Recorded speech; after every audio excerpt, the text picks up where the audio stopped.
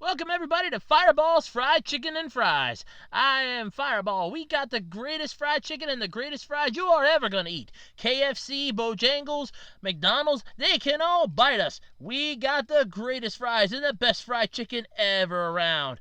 Nobody, and I mean nobody, is ever gonna beat our fried chicken, and nobody can ever top our fries. That's all we sell, fried chicken and fries. Well, of course we sell something to drink along with it though, but we got the greatest fried chicken and the greatest fries everywhere. Look, I mean that. I mean, you're guaranteed to satisfy yourself and leave with a smile on your face. Look, they're forcing me to say this stuff, okay? If I don't say it, they're going to shackle me back in the basement. I mean, it's the greatest place on earth. Bring the family, bring the kids, bring everybody, your cousin, your dog, your 16th uncle and aunt, your neighbors, the teacher in 3rd grade that you didn't like that much. Bring all of them to the Fireball's Fried Chicken and Fries. Look, for God's sake, get me the hell out of here, okay? These people are insane. It's not even chicken. They're not even using chicken. It's some stupid thing called quail. Oh, God. No. I read the script. Huh. True TV's gone downhill. Let's see what else is on. Stay tuned for the 3-year anniversary special of the Absolutely Completely Random Podcast. Oh, sweet. An anniversary episode. I love those. Hello everybody and welcome to the Absolutely Completely Random Podcast for the 3rd year anniversary. That's right, it is Saturday, September 7th, 2019. I know I originally started this podcast on the 3rd of September, but it was technically the first Saturday in September.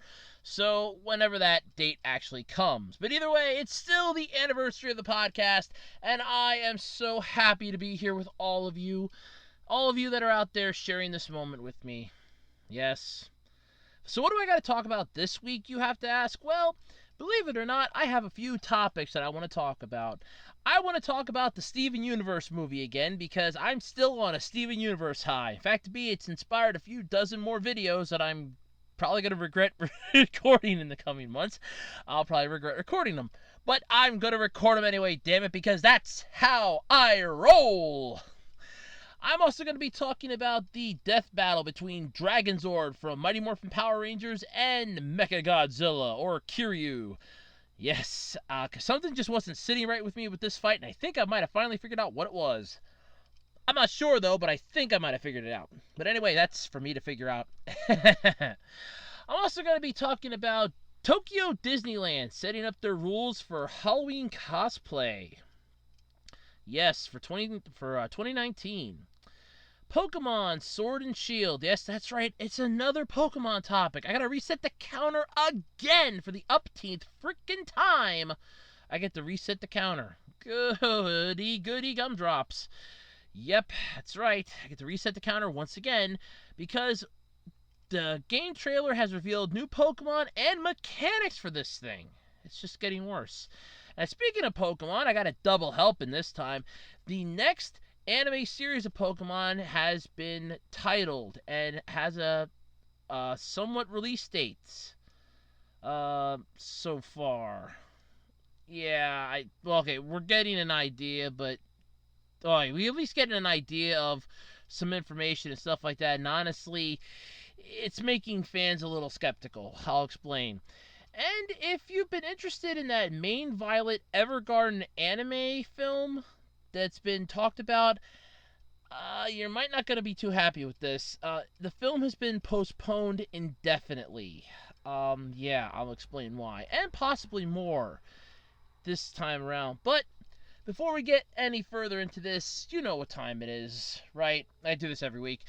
Check out my eBay page, ARHOADS-2012. I am in the process of trying my damnedest to get some new stuff up on there. It's slow going when you have strange weeks like I do, where you think you have plenty of time, and then somehow you look down at the clock and you've lost half the day staring at a computer screen. I'm not even going to lie, it's just horrible. And that happens sometimes. But yeah, so I got, check out my eBay page. You can follow me on Twitter at OtakuRoads, and you can follow the official Web Designer 18 Facebook page. You can check those out. But before we dive any further into the podcast, it is the 3rd year anniversary, and you know what time it is! Andrew's gonna buy us all ice cream! Hell hell no, I ain't that rich. We're all gonna get laid. You wish. Nope. It is time for the new logo reveal. That's right. So, as we usually do here, I'm going to count it down because I have a clock here going. You ready? And 10, 9, 8, 7, 6, 5, 4, 3, 2, 1. Booyah! Check out the new logo that will be with us for the next year. I actually put a lot of thought into this one and put a lot of time into this one too, so I'm really happy about this one. But let me know what you think in the comment section below. And without any further ado, let us begin the podcast. You know, the thing that you're all clicked on to and probably by now clicked off of. Okay, so let's start off with how was your week, Andrew? Because that's usually how I go all the time. My week went pretty well. Work-wise, it was sort of I want to say a mismatch of just weird stuff and everything else. Friday was an easier day than Wednesday was, but they were both still just long and arduous regardless. Even for the fact I only work 2 days a week, it's still long and arduous. I always feel drained by the time I get home. Recently, though, I finally found something for my grandfather and I to watch. Because we've been having a hell of a time finding anything to watch on TV, or at least on the Roku and all that. We blew through Car 54, Where Are You so many times that I pretty much know the episodes by heart. He kind of knows them. Even with his dementia, he knows the episodes by heart. We've seen as much of the Britcoms and that I can pull up that weren't copyright striked by YouTube. We've watched, we were watching Walker, Texas Ranger until Crackle yanked it off. And we didn't even finish it. Thank you very much, Crackle. We've seen Alf half a dozen times, and just so many random things. But I found out that Penn and Teller's Fool Us, they have clips up on YouTube, and I've been pulling those up for them. And my grandfather's been getting a kick out of those, and it works out well because I like Penn and Teller. They're always a fun act to watch. I just mostly get a kick out of them, but I fell asleep on Friday, and apparently it's shifted to a different show, and like a different clip from a different magician show, and I kind of woke up in the middle of I'm assuming it was like a kabuki style thing with cards, and I didn't know what the hell I was watching. I'm like, oh crap, I fell asleep. Well, just watch this till the end, then turn the channel to the news. So there was that. But last week though, I said about how our computer monitor died. And on Sunday, I was going to try Best Buy, but they didn't open till 11. Of course they didn't, it was Sunday. So then I went to our local Walmart, and I was actually pleasantly surprised. So I got there, and I'm walking around the TVs and all that, because I thought, let me go with what I did the last time, just find a TV and use that as a makeshift screen. Unfortunately, most of the TVs nowadays have HDMI instead of the VGA cable, which is, if you've ever seen the back of a desktop, you'll know what I mean. It's that blue. It's like, okay, to me it's blue. I don't know what color it is to everybody else. It could be purple, turquoise, I don't know. To me it's blue. Like a really darkish blue, off-colored purple. Yeah, it was a fun thing. I had an entire conversation about color blindness this week. That was fun. That's a discussion video in itself. But anyway, so I got a monitor because the TVs didn't have the output that I needed. So I got a monitor, had to get some speakers for it because, well, last time we used was a TV, and the TV already had speakers built into it, but the monitor doesn't, so I was a little bummed. However, I'm actually quite pleasantly surprised with how well this worked out. I am, actually, I'm not going to lie. So the monitor I got was an ONN monitor, an ONN. I'm assuming that's like a Walmart brand because I've seen like a lot of their stuff on sale at Walmart. And it's worked. It's fine for what it is. It's a little bigger than what the old TV was. The old TV we were using was my old 19-inch Dynex, which I'm going to put up on Craigslist so somebody can buy that for parts or to fix it. Because I think I know what's wrong with it, but it's way beyond my expertise to fix. I don't have the experience points to put into that skill, and yeah, it's beyond my skill to fix, unfortunately. I wish it wouldn't be because I could get my TV back, but it's outside my realm of expertise. The monitor in that looked beautiful. The speakers look good, and I got the whole package for under $100. So I'm actually quite happy about that. I mean, I wasn't happy having to spend the $100. I'm not gonna lie about that. That was a dent in my cheese palette there. Uh, but the little makeshift monitor that we had was from an old crappy desktop that my aunt had given me that she didn't bother to tell me that there was no hard drive for it, which would have been real nice to know, because the whole time I'm setting this thing up, I'm thinking, cool, I can load on some old computer games, because this thing should be running this version of Windows, and there was nothing on it. And I'm like, well, that's great. I'm stuck with a monitor that's useless to me. And I was trying to get rid of that monitor and couldn't get rid of it. And I'm like, you know what? Screw it. I'll hold on to it. Well, I'm kind of glad I did, because it worked out really well last week, and it was only up for a day because I'm just not that big a fan of it. But I want to check out the back of that monitor, because if that works for what I'm thinking it might work as, I might have an idea for something. But yeah, it's for me to figure out. It's part of my own little quirkiness idea. But anyway, there was that I went through this week. Like I said, work was a pain. Overtaxing and that. Started watching the Let's Play animated shorts that are on YouTube. I watched the Steven Universe movie, which I'm going to talk about in a little bit. The Dragonzord MechaGodzilla Death Battle, which again I'll be talking about in a little bit. Otherwise, it's just been one of those what you'd call dull as dirt weeks, with slight excitement here and there, but mostly just dull as dirt, time consuming, and went by rapidly. I was kind of disappointed. I did put up some discussion videos. I did put up some other things. I've been fighting with my laptop all week because I've been getting some weird audio feedback that I've been having to get rid of before I start recording. So if you hear this, if my microphone sounds like it's going wonky or anything, it's not. This is actually the best that I've gotten it at since I've been trying this, and I've been going nuts about this all week. This has been driving me up. This has been driving me batty all week trying to fix this crap. I mean, it's been driving me nuts. I've been going crazy about it.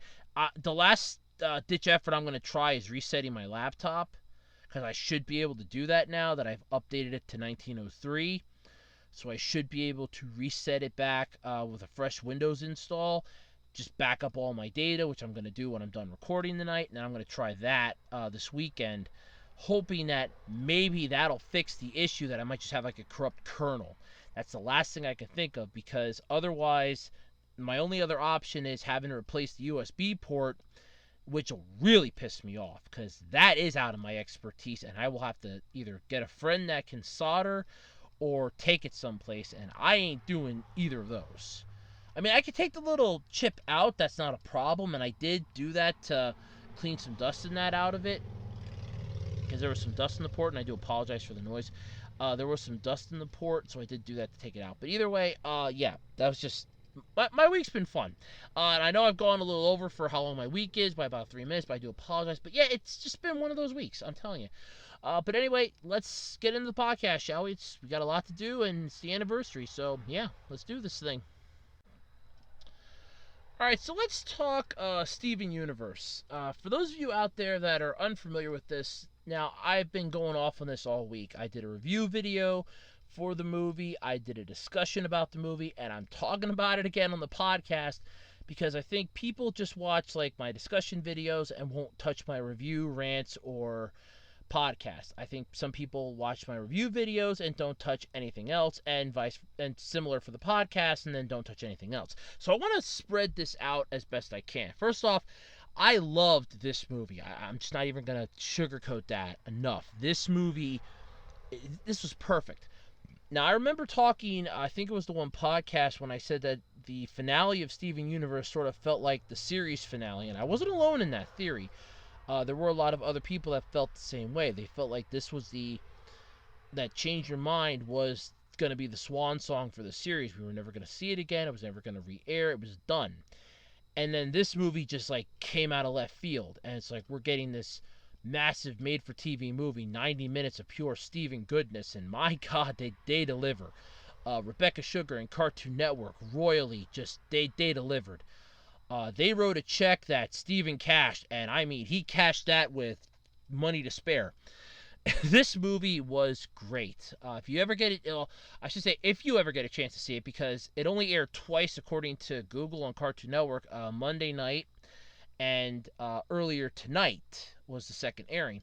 And from what I've been able to find online, we're not getting a DVD release until November, which really pisses me off. I mean, I would understand if we got like a DVD release like the day after it airs originally, or the following week would make more sense. If you're going to air twice, then like the following week would be your next best, air date to release the DVD.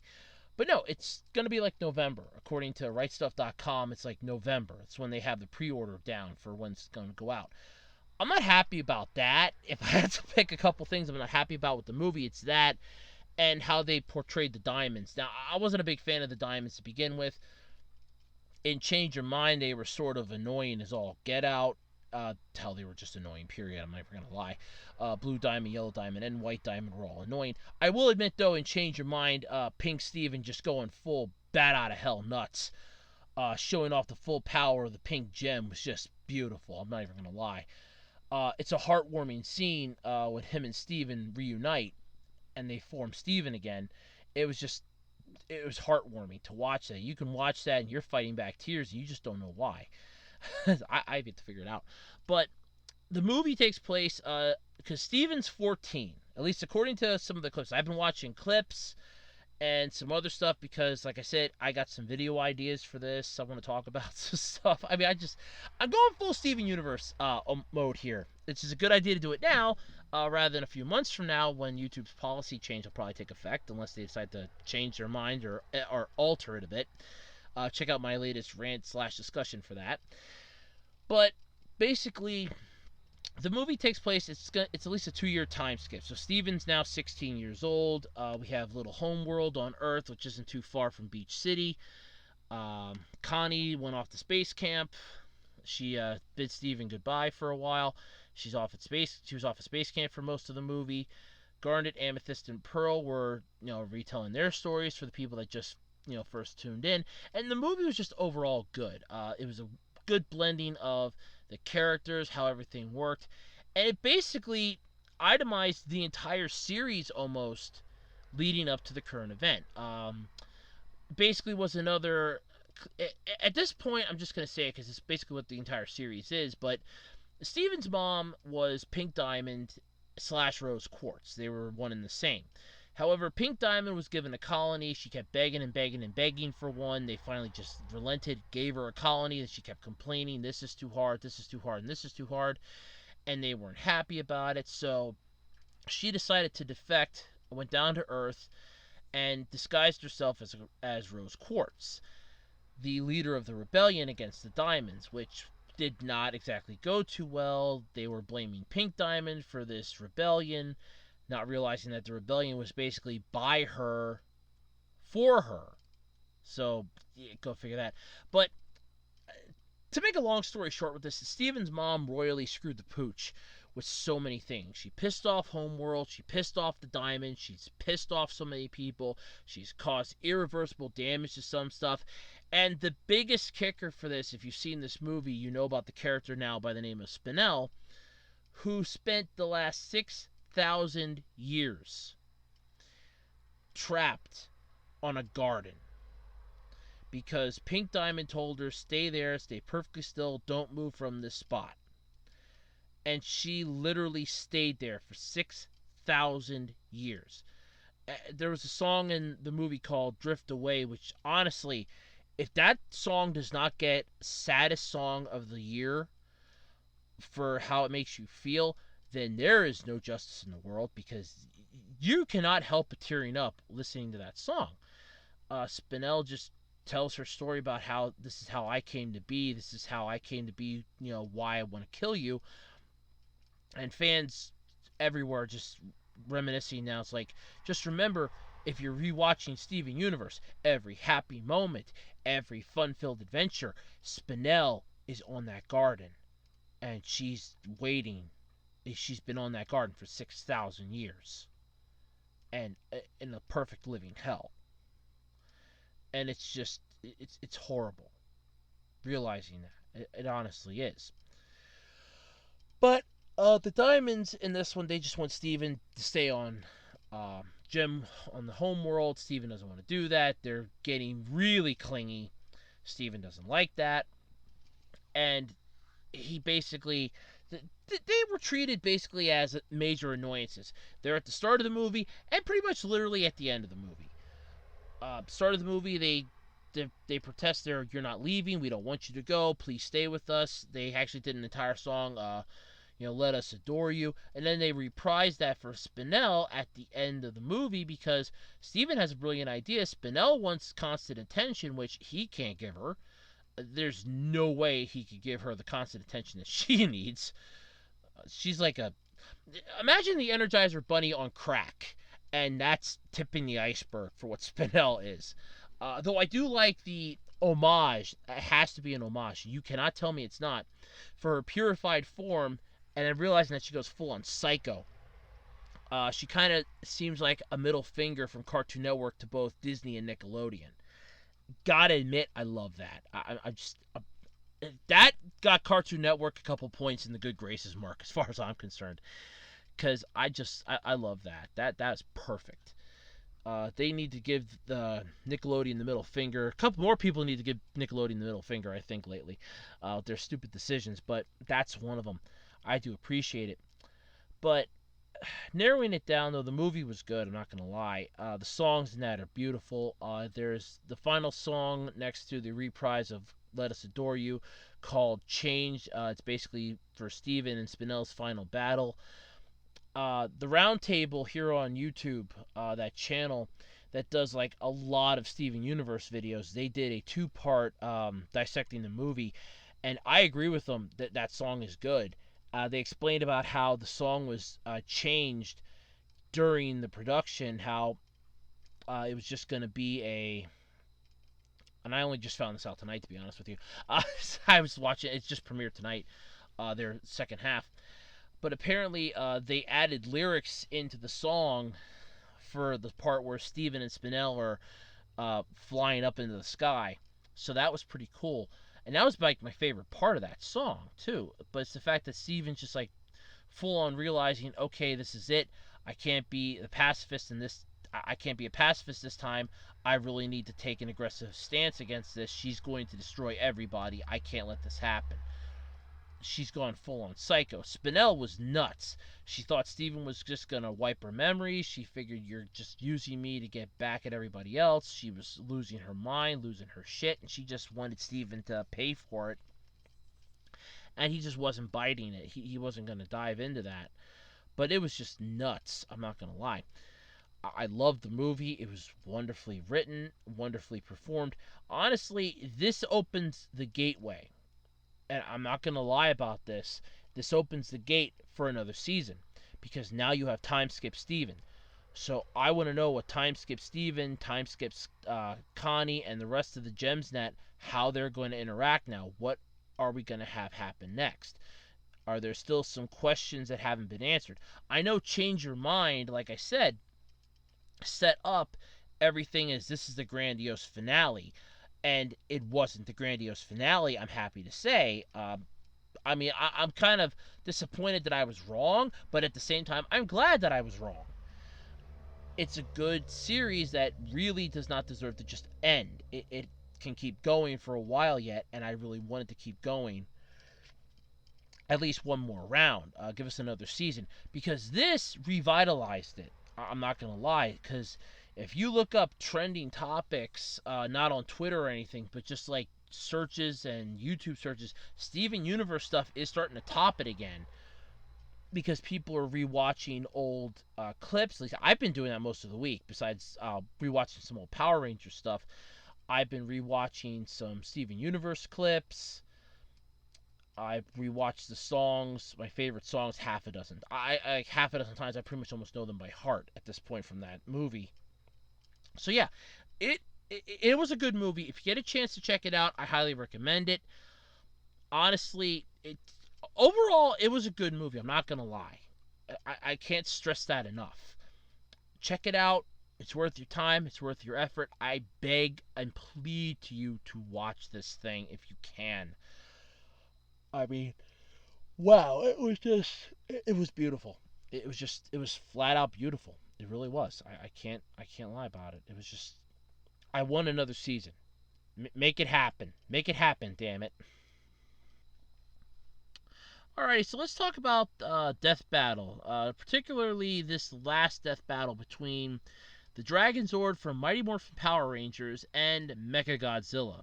First off, I will say this, and I know I said this when it was announced, that I will be happy no matter who wins. I'm happy that MechaGodzilla won. I'm a little disappointed that once again Power Rangers were defeated. I'm telling you, get the Shogun Megazord into this, or better yet, get the Zeo Megazord into this, and let's get some real action going. Because the Zeo Megazord is powered by the Zeo Crystal, which continues to get stronger over time. So I dare you to have them lose then. I want to see the Shogun Megazord do some battling, because that's honestly one Megazord that could do some decent damage. But yeah, so this battle was between Dragonzord and Mechagodzilla, and they went through the stats and everything else. I watched the video. I thought it was pretty good, but here's the thing. After watching the video, I just kind of had this feeling. I'm like, something didn't feel right. I couldn't put my finger on it. Cap said something. Cap said it still might be the sour taste in my mouth yet from the Ben 10 Green Lantern fight. And in all honesty, it could be. I'm not over that yet. They screwed that up. I demand a rematch. Right now, I demand a rematch. So let's, start that. I mean, does anybody want to get that ball rolling to them? Let's get a rematch going, because they did not do that fight justice. But I just felt like both characters in this fight got shafted somehow. Like, Mechagodzilla was shafted, and Dragonzord definitely got shafted. But I can't put my finger on how. Well, let me rephrase that. I couldn't put my finger on how, but I think I finally figured out how. Now, I do apologize, and I'm pretty sure that when Cap watches this, my buddy Cap, when he watches this, he'll be able to clarify some of this information. I'm hoping. But that being said, what I'm about to say might come over as incorrect. I'm not sure. I'm looking at this from my point of view, so bear with me if you will. I kind of think that, sorry about that, I bumped my laptop. I kind of feel like, I kind of feel like they screwed over Dragonzord, because they were taking its power from when the Green Ranger had control of it. Now, if anyone has ever seen Mighty Morphin Power Rangers, or even to a better extent, if you have seen Ranger from Japan, of which Mighty Morphin's based off of, at least the first season's based off of, you'll know what I mean when I say the following. Dragonzord was never at full power. The Green Ranger powers were severely weakened. When Rita had control of the Green Ranger, his powers were fueled by evil. In the Japanese version, he was basically dead. He had no physical form. His powers were all that was keeping him alive. They were burning up, because that's why he got put into the room in the Japanese version that had his candle, that so long as he stayed inside that room, his life would not end. The moment he stepped out of that room, the candle would begin to burn away his life force. Which, after a while, he just went out, because he sacrificed his life to save a kid who was going to die because of injuries he sustained. And it's like, nope, I gotta do this. I gotta do this. I'm not gonna stand by and let this happen. And I'm all for him. I'm not gonna lie. I think it was a good move. But Dragonzord was never at full power. Even when the Green Ranger jumped into the cockpit, it was never at full power.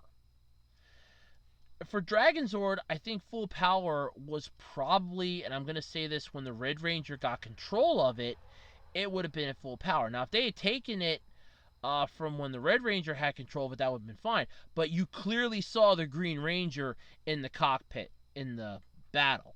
So first off, Dragonzord was never at full power because the Green Ranger was never at full power. Even after he was freed from Bandora in the Japanese version and Rita in the English version, his powers were never at full. They were still being drained. Zordon had to give him infusions of his own energy just to keep the powers active, but they realized that's just a bandage. It's not going to work.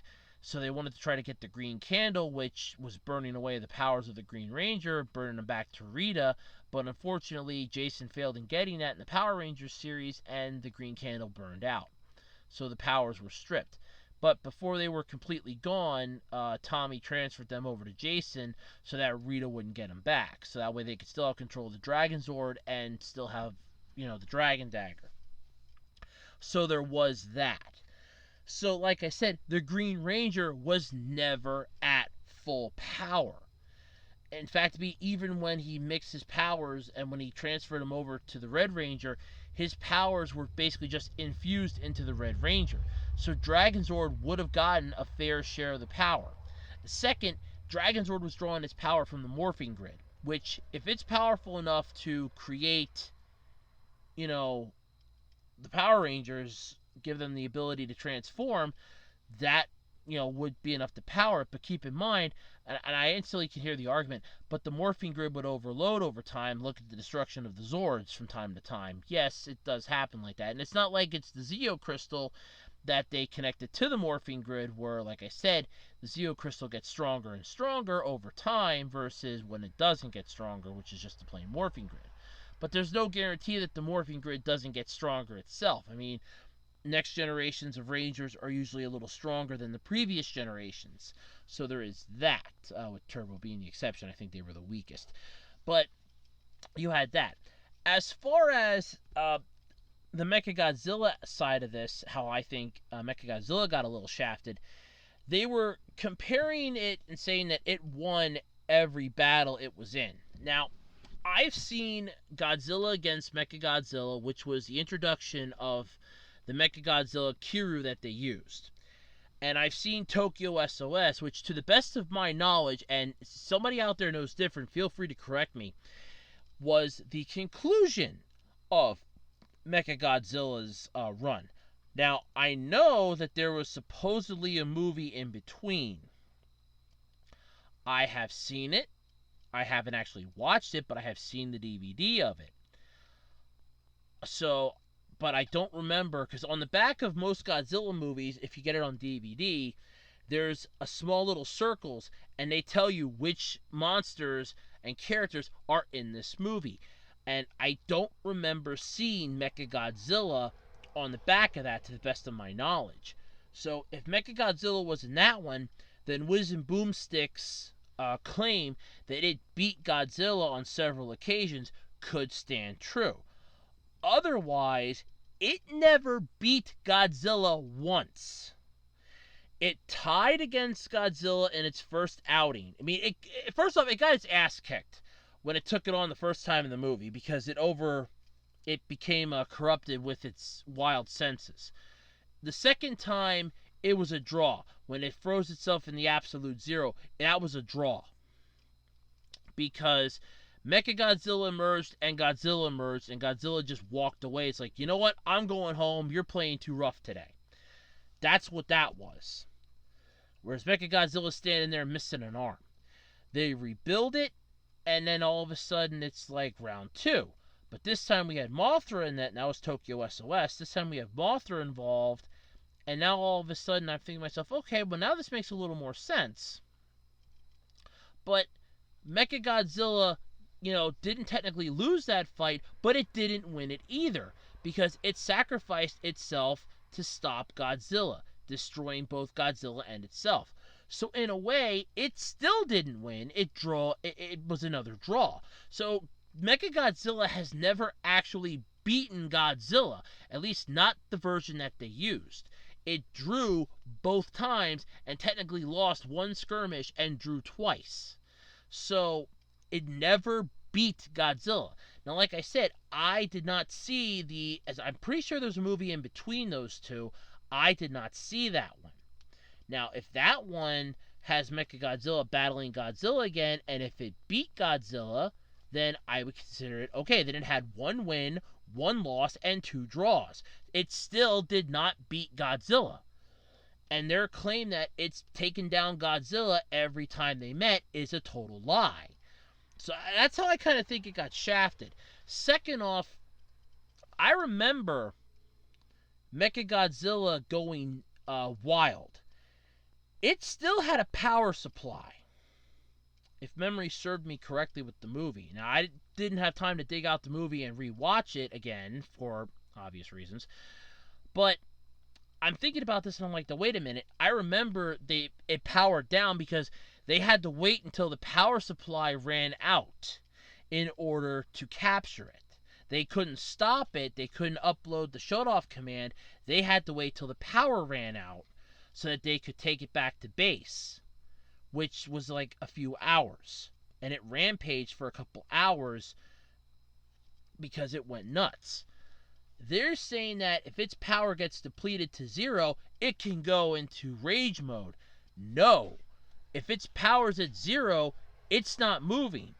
They used the skull and the skeleton and the bones to create that MechaGodzilla. They didn't just take Godzilla or like a part of Godzilla, grow one, and then stick armor on it.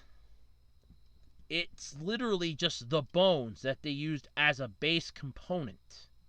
The bones were what cried out, but the problem is that you're still claiming that this is how MechaGodzilla worked. And I couldn't put my finger on it, on how I feel like they got shafted on this, because it's like MechaGodzilla can go wild and all of a sudden it's uncontrollable, but yet it used absolute 0, which drains 40% of its power. It utilized a majority of its other systems, which again drain its power. Keep in mind, this thing runs on pretty much the same AAA batteries that Lord Zedd's Serpentera ran on. And that thing constantly ran out of power. I mean, if we're even going to go like, that's like the perfect cross bridge between these two. Because you had Serpentera, which was powered by, the running joke is AAA batteries, because that thing ran out of juice faster than anything. It constantly ran out of energy. It's, yeah, Linkara's made that joke. Everybody's made that joke. So, MechaGodzilla pretty much runs on that same power source, because if it uses absolute 0, it drains the power faster. If it flies, it drains its power faster. I'm thinking to myself, if it uses any of its laser weapons, it drains its power faster. If they wanted to have a better chance, they could have utilized the second one from Tokyo SOS. But they clearly used, because it had the absolute 0, they clearly used Godzilla against MechaGodzilla Kiryu. So, because they even mentioned it because they had the female pilot, and she was only the pilot in Godzilla against MechaGodzilla. Like I said, unless it made an appearance in that second movie that I can't think that I didn't see totally, or I missed something somewhere. Because in Tokyo SOS, nobody piloted it. She was over in America. She was sent over at the start of the movie because she had a talk with the one guy's grandson that was a repairman or a mech for MechaGodzilla, for Mecha G. So, she wasn't in it.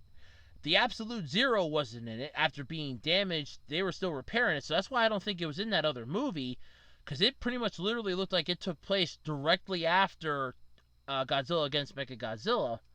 So, all that stuff together just adds up. That, once again, I think that's why I felt like they both got shafted. It's like Wiz and Boomstick. I mean, I'm not going to lie. They did an alright job with this one. But at the end of the day, once again, it was, here's what we think it is, and here's what it actually is. They didn't do enough research to fully go into Spectrum on it. It's like they just took the base information and ran with it.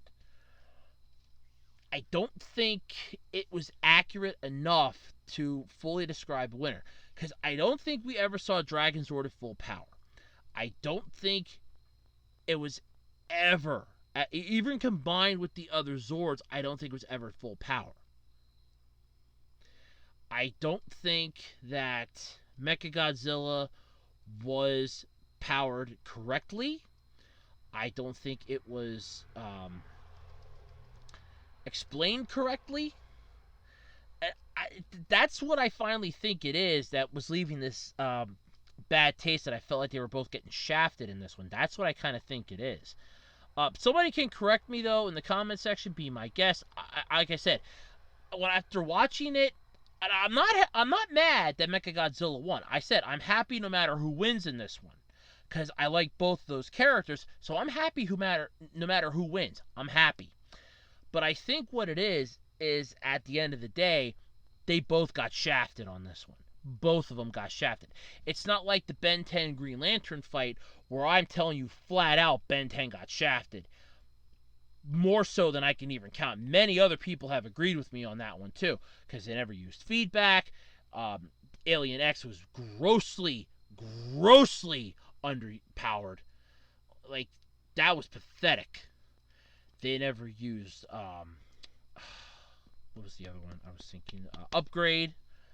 They didn't use Upgrade in that fight. They could use Upgrade. Like half a dozen of his key aliens they never used.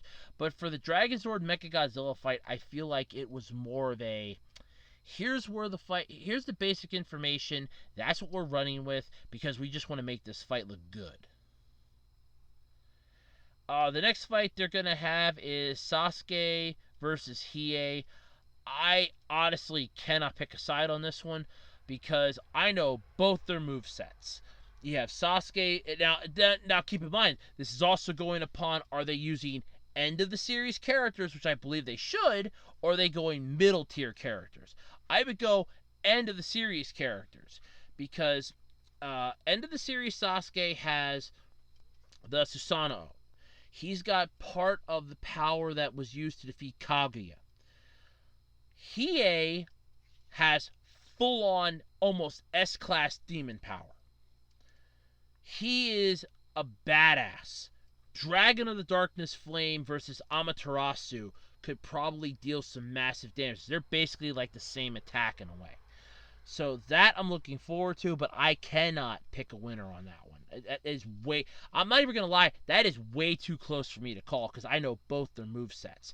You got Sasuke's Sharingan, his Monkey-Gyo Sharingan, you got the Susanoo, the Amaterasu, the Chidori, not to mention whatever powers he picked up when him and Naruto took on some of the sages, some of the powers to take down Kaguya, which he would still retain, I would believe. So there is that. But on top of that, then you have Hiei, who has Dragon of the Darkness Flame, can utilize it as an armor, has trained himself. He has the Jagan Eye. He's got speed. Like I said, I can't pick a winner in this one. I know their movesets too well. Now, granted, they're just going to probably say Sasuke is going to win this thing because Hiei's moveset's just too limited. All he has is a sword, Dragon of the Darkness Flame, Fist of the Mortal Flame, and fire attacks, whereas Sasuke has so much more. He's got like his ninjutsu, he's got genjutsu he can perform and stuff like that. But like I said, I cannot pick a side on this one. This one I am on the fence. 100% I'm on the fence on this one, just watching both sides duke it out. That's how I'm going to stand on this one. But yep. So, like I said, I feel like MechaGodzilla and Dragonzord both got shafted in that fight. But as for the Sasuke Hiei fight that's coming up, I'm looking forward to it, depending on which version of Sasuke they're going to use and which version of Hiei they're going to use.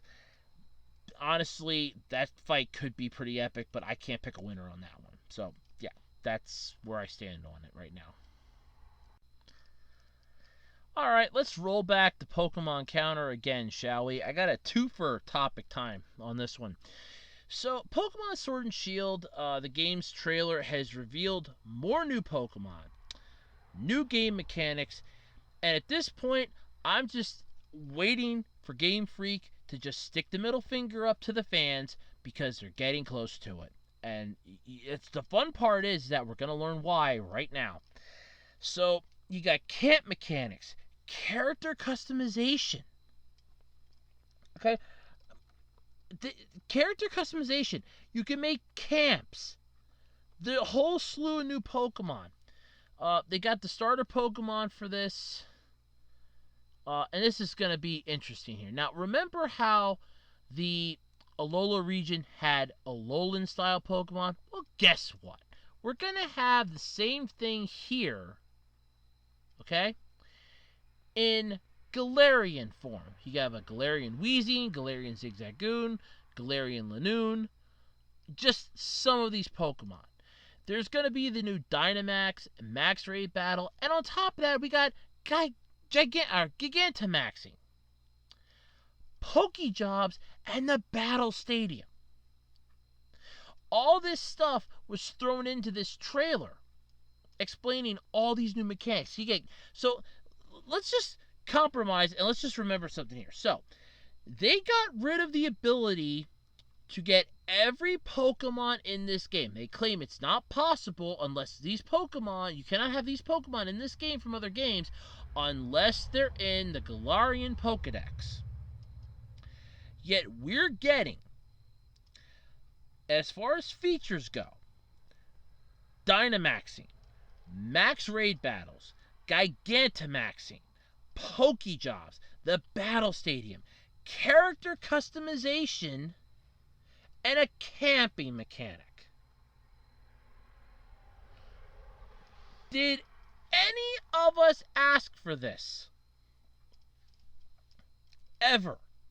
Did somebody instantly look this up and go, this is just what we need? This is exactly what a Pokemon game needed. Pokemon Ruby and Sapphire had a camp. No. Oh, no. I think. Actually, I kind of think they both had. There was one in that, and I know that there was one in. I'm pretty sure it was in Ruby and Sapphire. I mean, I had Sapphire. So I think there was. I know there was there was a cave. You can make yourself like a little hideout in a cave. And I know that there was one then in Sinnoh because that involved you could dig for gems in that underground. That's how you could find some fossils and stuff like that from time to time. But this is idiotic at this point.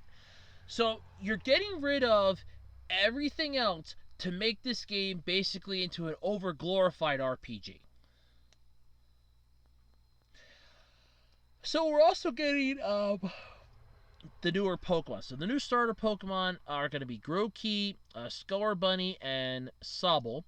And I do apologize if I'm mispronouncing them, but I don't care at this point. The previously revealed new Pokemon in the game are going to include Wooloo, Glossifer, Ildegross, Dreadnought, Corviknight, the legendary Pokemon Zacian and Zamazenta? Whatever, I don't care. Look, I'm just not going to lie here, okay? This is idiotic at this point. And this is following on the heels, I want to say at this point, of Pokemon Let's Go Pikachu and Let's Go Eevee that came out last year and went nuts. And those were the first Pokemon games for the Nintendo Switch. This is your first full-blown Pokemon game where you can transfer from other games, and they crotch block you in this one with basically sticking up the middle finger at you by saying unless these Pokemon are in this Pokedex, they are not allowed in this region. So they're region locking Pokemon, saying that this is how we're going to do this from now on. Because we're tired of putting in all 800 some Pokemon every time we have to invent new ones because you people want to go out and buy the next game. Then why not come up with a game that's a one-all, beat-all, where you can go to every single region and fix it up? And if you tell me that's not possible, I'm going to tell you to kiss off, because if you can throw in all these newer features, and first off, you have Gigantamaxing and Gigantamaxing. You got both of those as gimmicks. You got rid of Z-moves and Mega Evolutions. So two mechanics that worked somewhat well. One that worked very well but was spammed repeatedly in competitive play for people that play this thing competitively. And yes, there are people, you can pull up YouTube videos. For those people, it was spammed. That's not every player's fault just because one group of assholes does something stupid.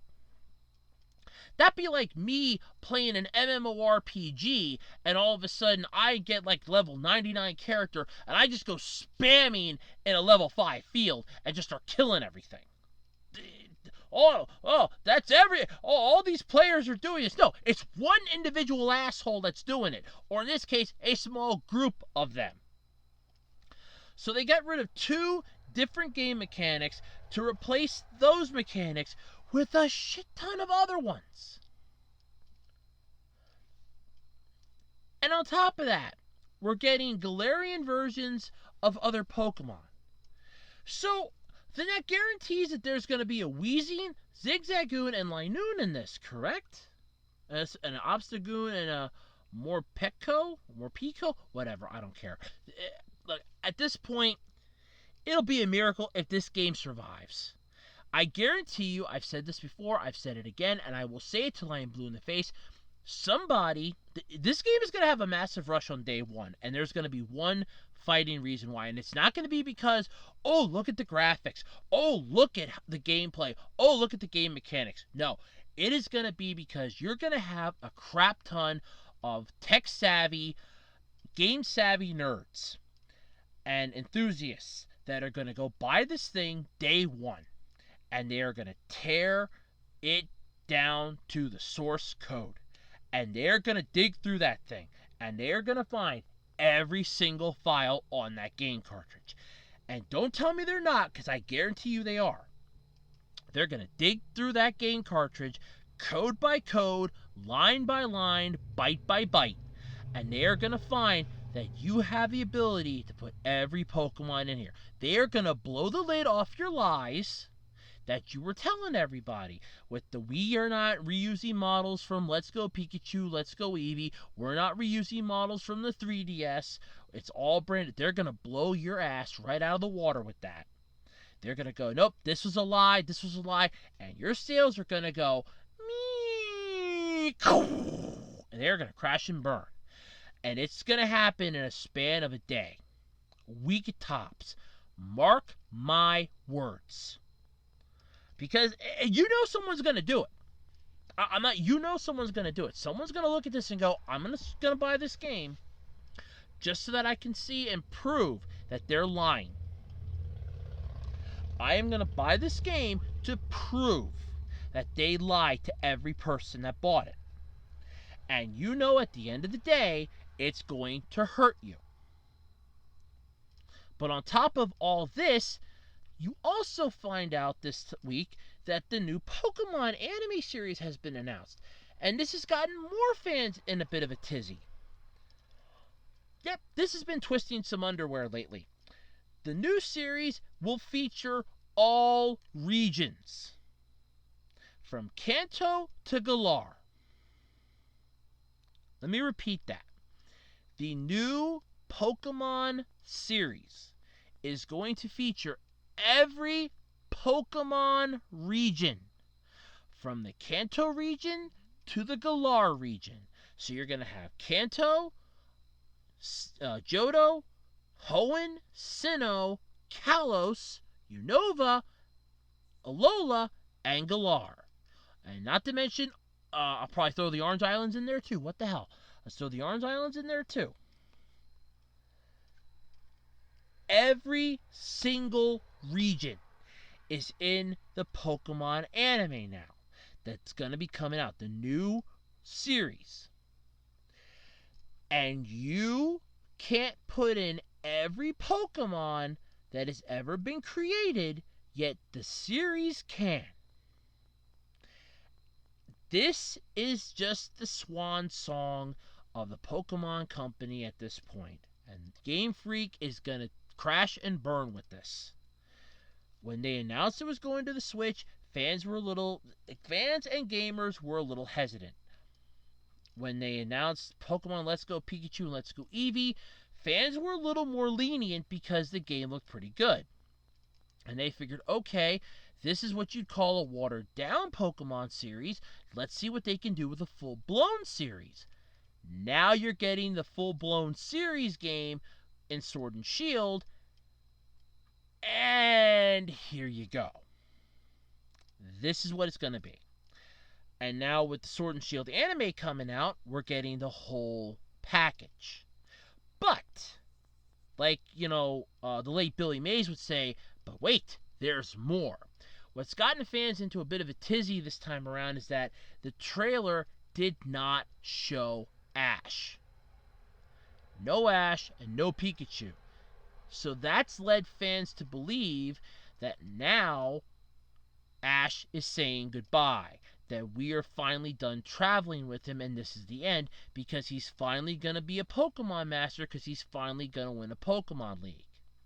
To which I say if he is going to win that garbage league that was a hash up setup that he basically got piss whipped through the first and second rounds, I am gonna be pissed. At that point, Pikachu is my favorite Pokemon. I hold no hardships towards him. As far as the Pokemon franchise will be concerned, they can kiss my ass at that point. If he wins that garbage league, he had a chance to win in the Unova League, and they screwed him. He had a chance to win in the Sinnoh League. But now, keep in mind, in the Sinnoh League, he went up against Tobias. And I got into a nice little discussion with, I think they're called Reed Fire Force on Twitter, where he was saying about, we were all that cheating SOB. Yeah, because Tobias used legendaries. But keep in mind, that means he had skill. He trained legendaries. He goes, yeah, I could see that if it was just Darkrai, but he also had a Latios. Yeah, I constantly think at that point it was, oh no, this is basically we screwed up. Sinnoh was where Ash finally started to grow. And he got pretty well into the Pokemon League. It's just that they wrote in the instant OP character that nobody was going to beat. Ash managed to defeat Darkrai, but it took almost every Pokemon he had to do it. So, yeah, that was not going to end well for him. But as far as Unova goes, he made it to the finals. You cannot tell me, and I got into a bit of a discussion with my supervisor because he watched the Pokemon before. I said there is no way in hell that a Charizard is going to lose to a water type. Now, and I know somebody can look at this and go, well, Ash's Charizard beat Gary's Blastoise. But Ash's Charizard was not trained like a regular Charizard. It was trained in the Charscific Valley, where they basically overtrained Charizards to be stronger than their weaknesses. Because if you remember right, those Charizards kicked Ash's Charizard's ass with very little effort. Hell, the one just flapped its wings, created a small little gust of air, and blew Charizard right out the door. It didn't take much. So, yeah, they're trained to overcome their weakness. Ash's Greninja should have whooped Charizard's ass. That was horseshit 101. So, if this new series is right, that we're not going to have Ash anymore, that he's going to win the Sun and Moon, he's going to win the Alola League, this series, the franchise, they're screwed. Because, between Game Freak and the Pokemon Company, basically, mostly Game Freak, screwing over the players, when that game comes out, I guarantee you people are going to dig through that source code, I'm telling you. And now this, nothing good's going to happen. More information on the new series, though, of the anime is going to be announced on the Pokemon Sun and Moon episode. It's going to air on September 29th. They're going to reveal more information about the show. This is still a question mark as far as I'm concerned. Because, honestly, there's been 3 versions of this, I think. You've had Pokemon Sun and Moon. Then there's according to this, see here, let's see. The show is known under just one title in Japan. It's airing in several titles. The Pokemon series, Sun and Moon Ultra Adventures, premiered on Disney XD in March 2018. And Pokemon the series, Sun and Moon Ultra Legends, premiered on March 23rd of this year. So, kiss off. Because this is not going to end well. If he's going to win this Alolan League, he got piss whipped past that second round because he should have lost. His Charizard fell asleep in the Kanto League. He lost to Richie. He should have lost in the Alola League and went home and just sucked it up and said, well, that's another one down the drain. We'll try again next time. This is not gonna end well. I'm just saying it. I'm stating it at this point. It's honestly to the point where I cringe at Pokemon anymore, because between the game and the series, I don't think either the Pokemon Company or Nintendo or Game Freak know what the hell they're doing anymore at this point. It's either we are just throwing shit to the wall and seeing what sticks, and the problem is that it might be sticking for now. It's starting to fall down the wall and it's starting to slide off because fans are getting pissed. Fans are getting annoyed, and once that game comes out, you had better hope and pray whatever protection programs you have on that to prevent data breaching and anything else can stand up to these gamers. They are going to find a way to find that source code. They are going to blow the lid square off your game. I guarantee it. Because I guarantee you some of them have already got the data from the 3DS games and from Let's Go Pikachu, Let's Go Eevee, that the minute this game comes out, they are going to have the system down packed to how to get it off real easily. They're going to know exactly where to look, exactly what to pull off, and they are going to compare it line by line, bit by bit, code by code. They're going to find out your lies, and that's going to be the end of it. And you know it's going to happen. So, there you go. That's the double Pokemon topic. It's not good news for anything. A whole bunch of new stuff coming out with this new game. You have Dynamaxing on top of Gigantamaxing. So, basically, we're making Pokemon giant at this point. Like, they're not big enough. And, yeah, okay, screw it. So, in other words, we're going to have a giant Wailord that's Dynamaxed. And let me guess, you call back the Dynamaxed Wailord and Gigantamax it into Super Wailord. You know that if it falls onto the ground, it's pretty much going to fracture the Earth's crust. Brilliant idea. Morons. Well, if you're planning to take a trip over to Tokyo Disneyland for their Halloween event that they usually have on. It's supposed to be set here between September 9th to October 31st. Well, you better read the rules here. Apparently, the Tokyo Disney Resort felt the need to address and stipulate some of the rules.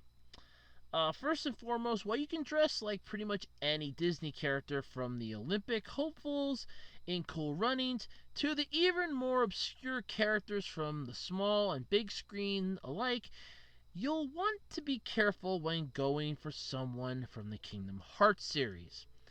Since all the Disney, Pixar, etc. characters are fine, but Disney has asked guests to refrain from dressing up as characters from other companies, which would seem to extend to Square Enix's original creations.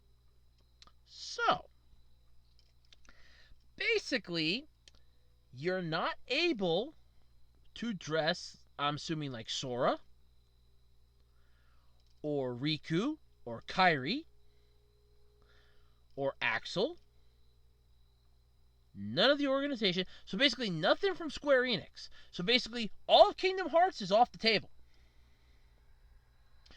So that's going to piss off some fans. There's an entire list of what you can and can't dress up as. And yes, there will be a link to that in the description, because you can pull it up right onto the thing. I'm going to read a couple of them off here quick if I may. Well, so while that loads up. But basically, if this particular rule has you stumped, you can always consult this list. But beyond noting who to dress up as, a few other guidelines to consider.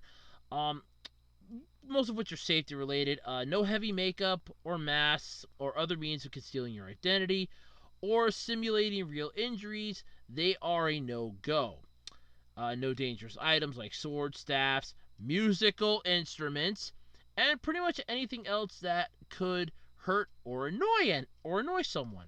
So yeah, you can't have a violin, a guitar, nothing that could piss people off, either annoy them or possibly threaten them. But, and this is the part that I think a lot of people are going to get pissed off at here. So you ready? And by the way, I'm pretty much reading this right off the article. If somebody's like, oh my god, this is exactly what's on. Yeah, I'm reading it right off the article so I don't mess a single thing up. You'll also want to leave your overly revealing costumes at home, along with the oversized Disney princess dresses.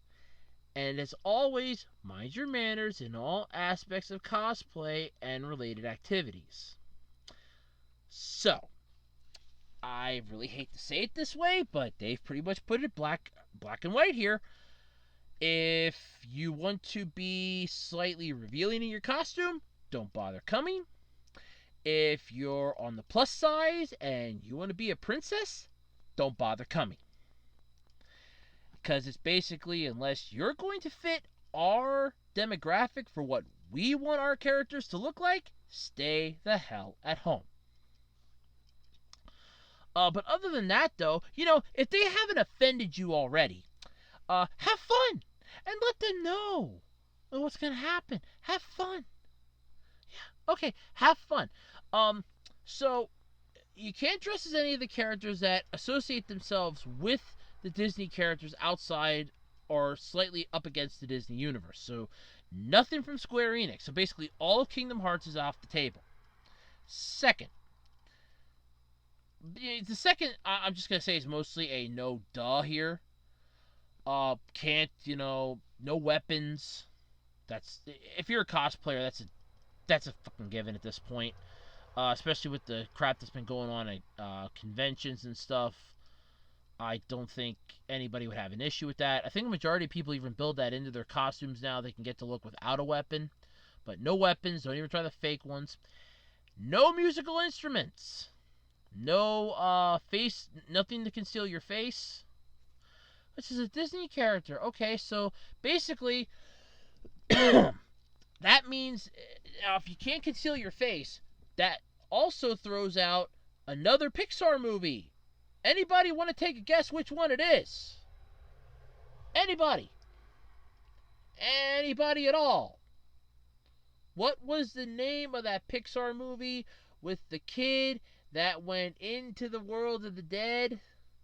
Oh yeah, Coco. So that throws Coco out of the mix. Because most of those people were dead. They looked like skulls. Can't do that. So that throws that one out of the line of sight. At least I'm assuming.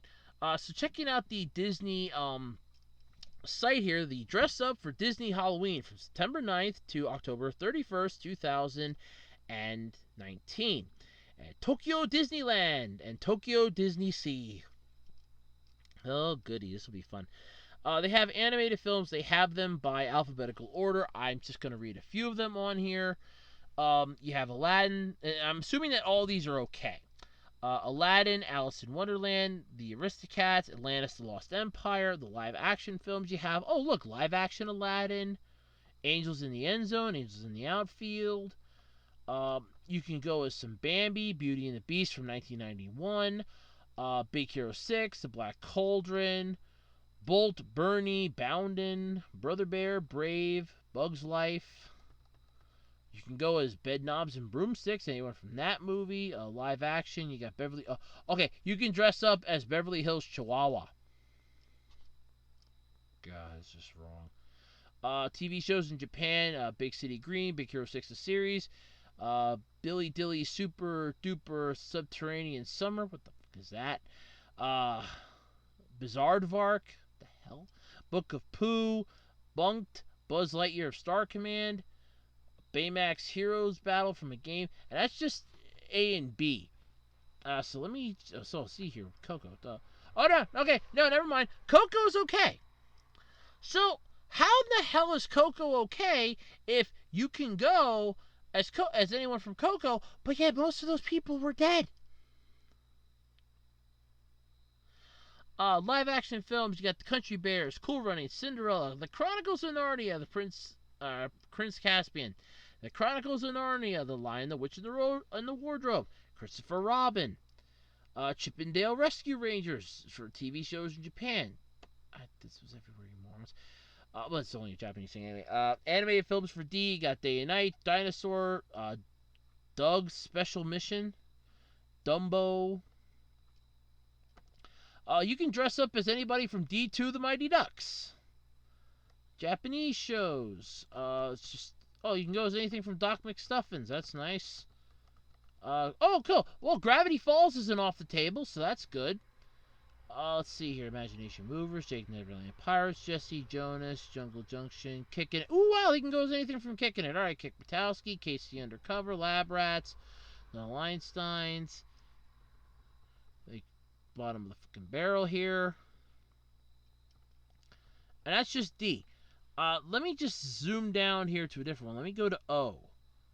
Okay, so for O, you can go as anything from Olaf's Frozen Adventure, Oliver and Company, 101 Dalmatians, One Man Band, and live action films 101 and 102 Dalmatians, and Oz the Great and Powerful. P is just pathetic. Oh, okay. You can go as anything from Paper Man. Does anybody actually ever seen this?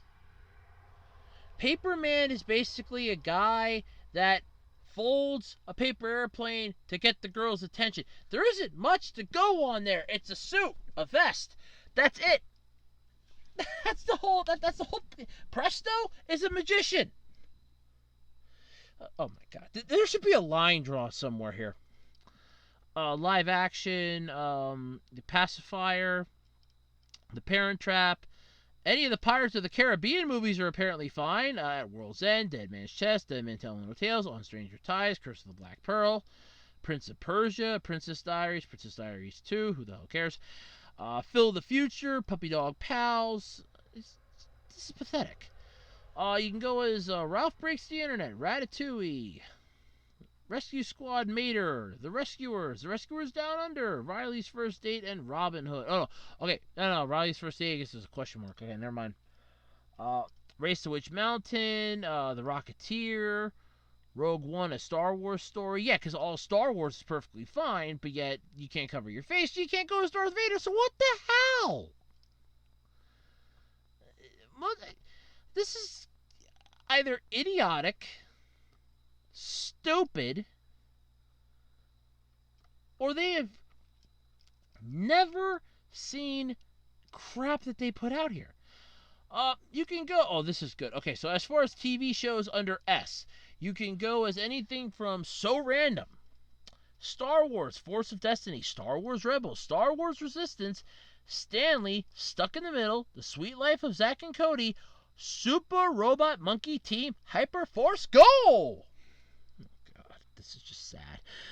Tangled Ever After, Tarzan, just for the tease. Anything from the Toy Story movies is fine. Treasure Planet's okay. Tron's good. Tron Legacy's good. Tangled Before Ever After. Tangled the series. That's So Raven. Toy Story That Time Forgot. The Lodge. Toy Story of Terror. For you have Unidentified Flying Mater. Up. For V, it's Vampirina. Yeah, we sell that crap at work. For W, we got Wall-E, The Wild, Winnie the Pooh, Wreck-It Ralph. For live action films, you got White Fang, Wizards of Waverly Place the movie, Walk the Plank for the TV shows. You have live action for Y, Young Black Stallion, and Yin Yang Yo for Japan's for TV shows. First off, I thought Yin Yang Yo was a good show. And for Z, there's only one topic. There's only one animated film, Zootopia. I'm just drawing... okay, let me read this again here. You cannot have anything that's safety related. So no heavy makeup, no masks, no other means of concealing your identity or simulating real injuries are a no-go. So you can't have masks, yet you can dress as anything from Star Wars. Which means you could go as a stormtrooper, but they have helmets that would conceal your identity, you morons. God, there's it. You can pull up a link to both of them in the description of this video. Be my guest, dig it up, look at it. Oh, God. I don't know anymore. I'm going to quote Professor Hubert J. Farnsworth and say the following. I don't want to live on this planet anymore. This is getting idiotic here. I understand that cosplayers have a code. They have to live by the code, and that's fine. More power to them. You're not going to hear me argue this. However, when you're contradicting yourself in your own list of what's approved, you're contradicting yourself. I find that to be an issue. Because then it's like, well, Okay, wait, there's guidelines. Okay, click here for guidelines. Okay, let me see what the guidelines are. Ooh, maybe this will shed some light. Maybe I'm just overblowing this here. Maybe I'm overblowing this here. Or is it the same? No, it's the list. Okay, here are the rules. Are you going to load up?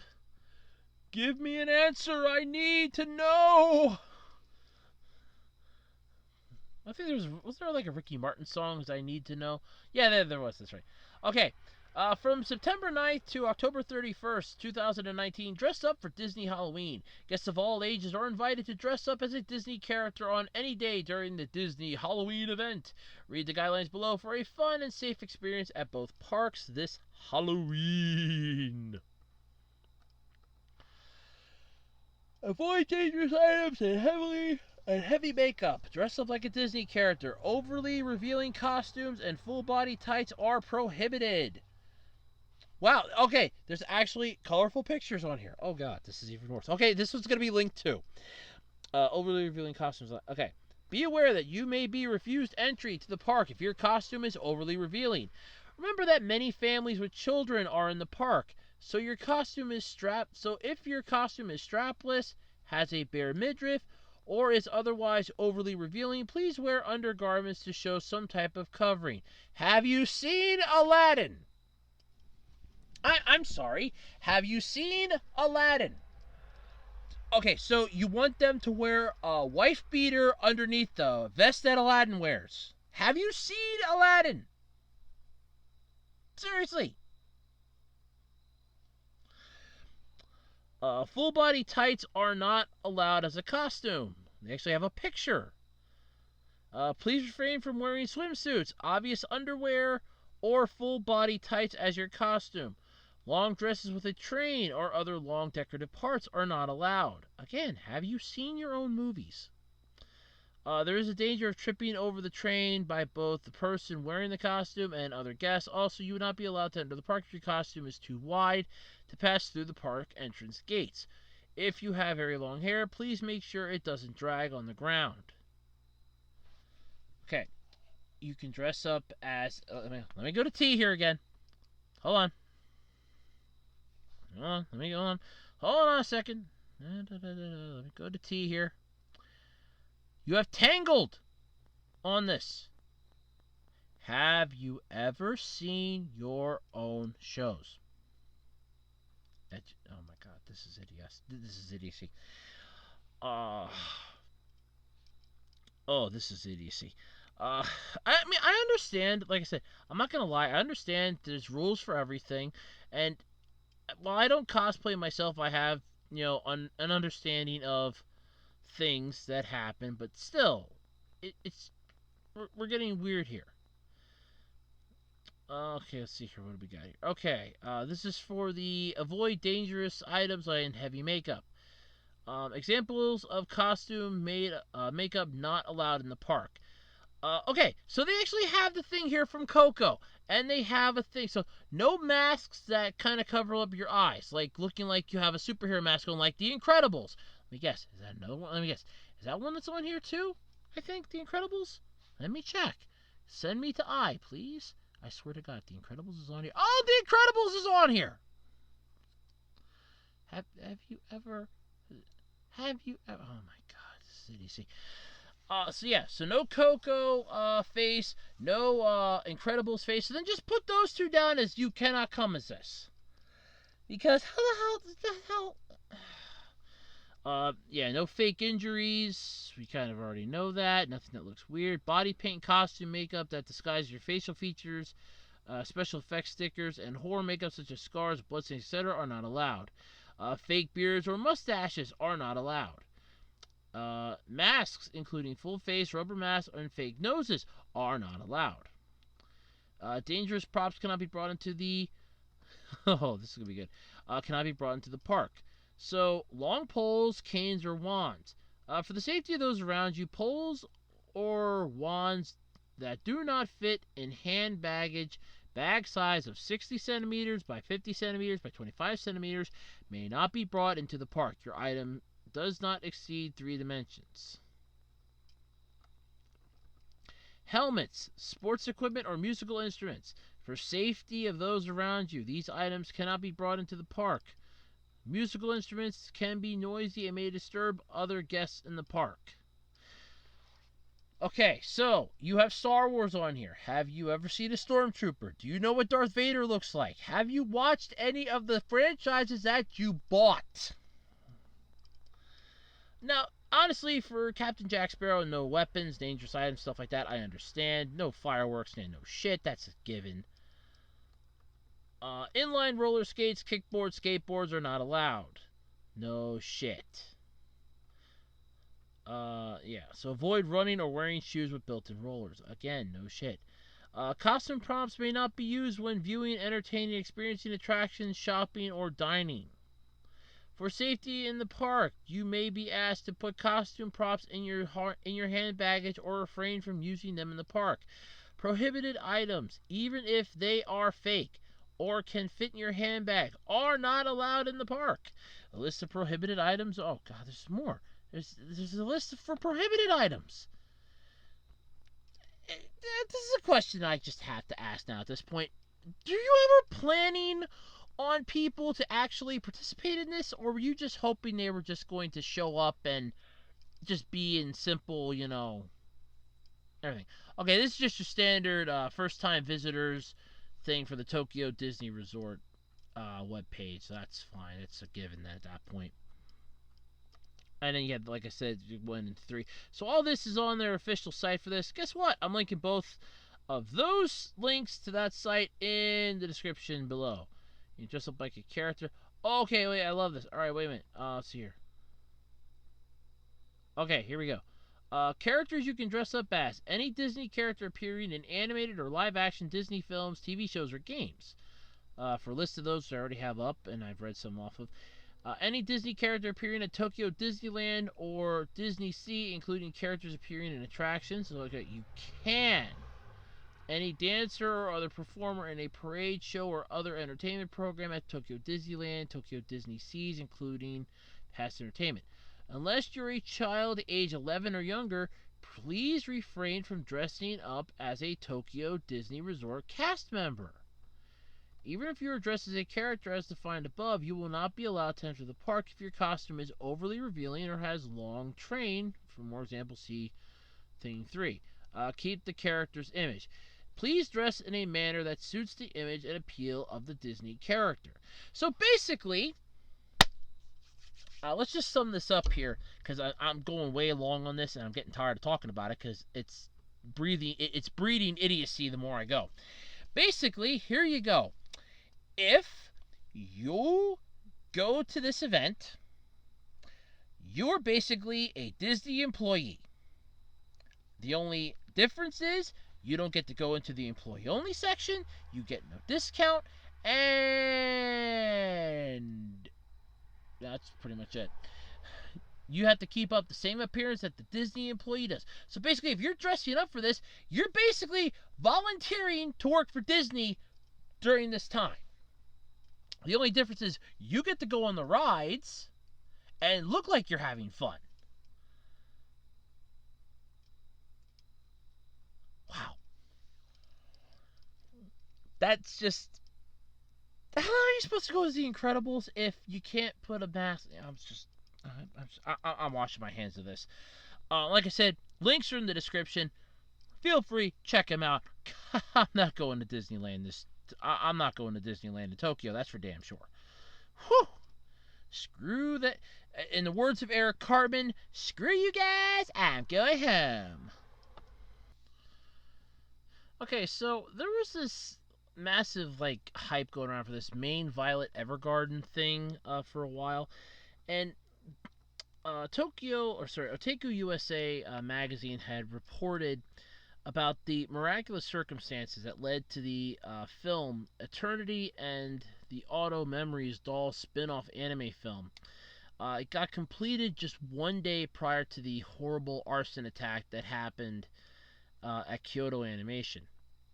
At the time, the full-length feature was going to be scheduled for a January 10th, 2020 release.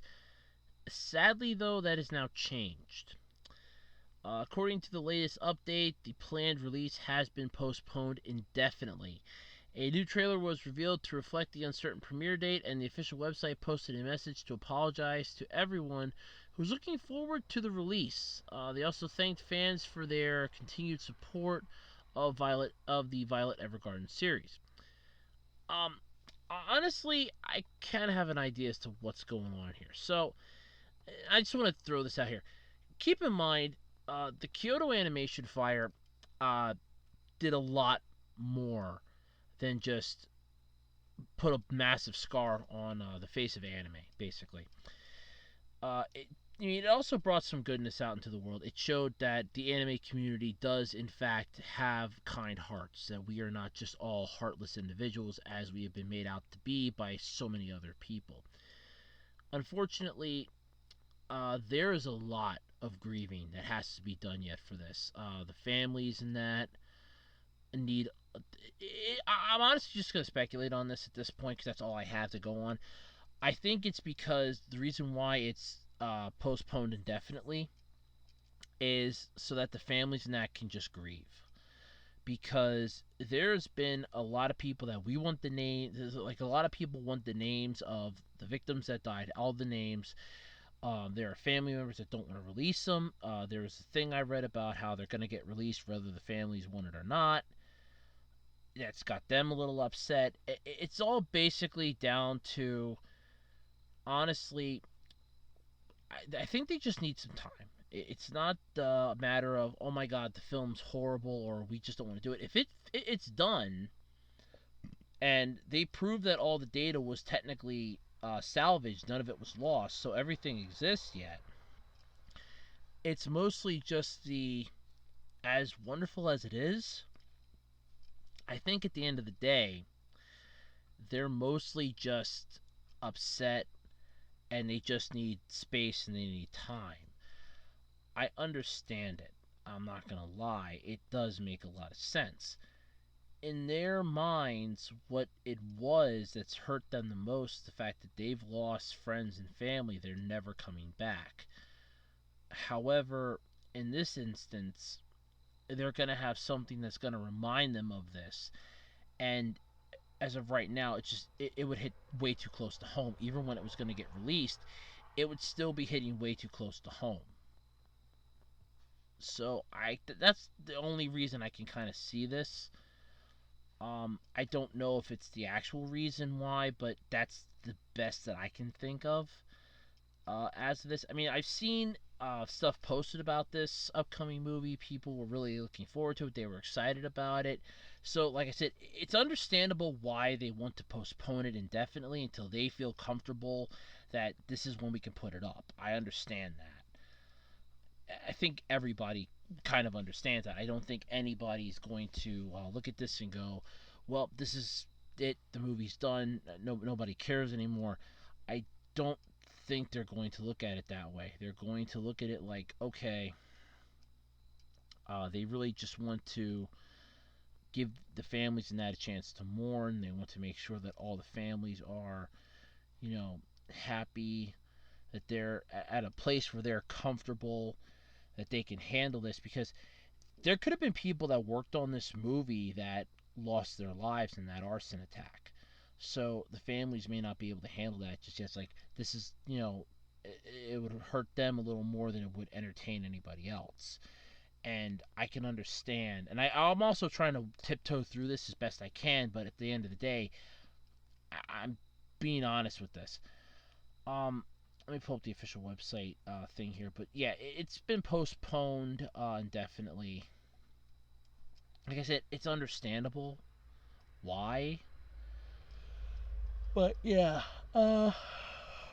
okay. So the information on here: postponement and release date of theatrical Violet Evergarden. Thank you for your support of the Violet Evergarden series. The release date of theatrical Violet Evergarden, which was scheduled to be released on January 10th, 2020, will be adjusted for various reasons. I would like to apologize to everyone who was looking forward to the release. Theatrical version Violet Evergarden is currently under construction. The new release date will be announced at a later date. We hope that you will enjoy your work with the invitation of everyone on the occasion of the announcement and release date. Please note that the Violet Evergarden theatrical version advance ticket multi click card that you have already purchased can be used regardless of the postponement of the release date. Violet Evergarden or Gaiden Eternity and Automatic Hand Dolling Doll released on September 6th will begin screening today. Thank you for your continued support of the Violet Evergarden series. Sincerely, Violet Evergarden Production Committee. So, I they could just say it's under construction. I mean, there could be like stuff that they might have to change in it. There might have been some data that may not have been able to be saved off of it. That okay, they may have lost a little bit. Oh well, let's take care of this. But they said that it was completed a day beforehand, so I don't know. Like I said, them saying it's under construction could just be their way of saying, look, this is what we can say that'll make the most sense to us, so that it can make the most sense to you. We're not just going to come right out and say, look, we don't want to put this out right now because it's going to hit a little too close to home, which is kind of what I think it is. But like I said, and I mean no disrespect, I understand exactly where you're coming from with this. I understand it. But I mean that's my interpretation that I can see. But like I said, I mean no disrespect. I mean no ill will. I understand where you're coming from this, why you're coming from it. I'm being honest with this because I mean I'm just gonna come around and say it. I wouldn't want to like have a company that just had a massive incident happen and then like literally a few months or like almost half a year later have a new movie coming out that was being worked on and was finished by people that lost their lives in the incident. That's going to hit a little too close to home. 'Cause this was a massive incident that happened here. This isn't even, and I use the word incident here loosely at this point. This was an arson attack, but still, what happened is going to take time for them to get over. That's a no-brainer. They're going to get stronger from it. I can guarantee it. They've already stated that much in previous interviews and stuff like that. But it's mostly just it's going to take time. So yeah, that's what I kind of think is the reasoning behind it, at least that I can think of. But I can't be sure off the top of my head. So like I said, I'm mostly speculating, and I do apologize if it's incorrect, but like I said, that's the only thing that I can think of. So if it's wrong, I do apologize, but if it's not, then I sympathize with you. I really do, and I understand where you're coming from. So that's where it is basically. So if you're looking forward to it, it's just postponed indefinitely. So basically until further notice. So yeah, that's about it. There's gonna be more updates. Just keep your ears peeled. Check out and keep an eye on OtakuUSAMagazine.com. That's where I found it out. So if you're interested, keep subscribe to their newsletter. I know this is not a pitch for them, but it's mostly where I found my information because I don't always talk about everything, and not everything gets to my attention right away. So it could suddenly come up as I'm recording the podcast, and I wouldn't even notice it. So keep your eyes set to that. You get a newsletter. It's like every day. It's what I do. So yeah, just keep your ears peeled, I guess. And until further notice, it's just postponed. I mean, it's not canceled. It's just postponed until further notice. So it's not a bad thing.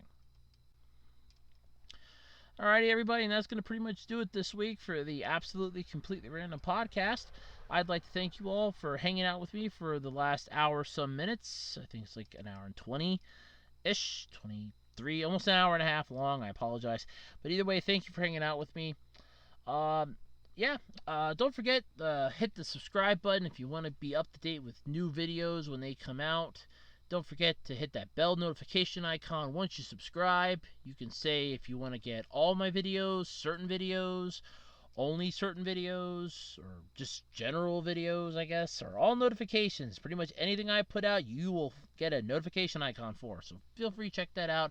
Check out the other videos I got up. I got discussion videos, review videos, rant videos. Yeah, that's pretty much all I got anymore. So yeah, there's that. Don't forget, I got Q&A videos too. Speaking of which, don't forget to have all your questions in by, when was I going this one again? Since it is, oh yes, that's right, 28th, because I can put it up that Monday, which is the 30th. So yeah, 21st or 28th. So you have a couple Saturdays yet, so a couple more weeks to go to put up or to submit your Q&A questions. You can just leave in the comments of many of my videos. Just put down Q&A. I'll know what it is because I can pull up the date off of the thing, so I can easily tell when or for what Q&A you're going to be asking about. Just make sure you put in parentheses Q&A so I don't answer it right away, and I will know which Q&A video it is for up into said deadline. If I get any past the deadline, they go for the next one. And that's pretty much all I got this week. So thank you all for hanging out with me for the anniversary issue or episode of the podcast. We're now in our 3rd year, so yay, we're 3 years old. Yay, aren't we cute? So, all right, I'll catch everybody next week. And until then, I'm Andrew Rhodes, and I'm checking out. Bye.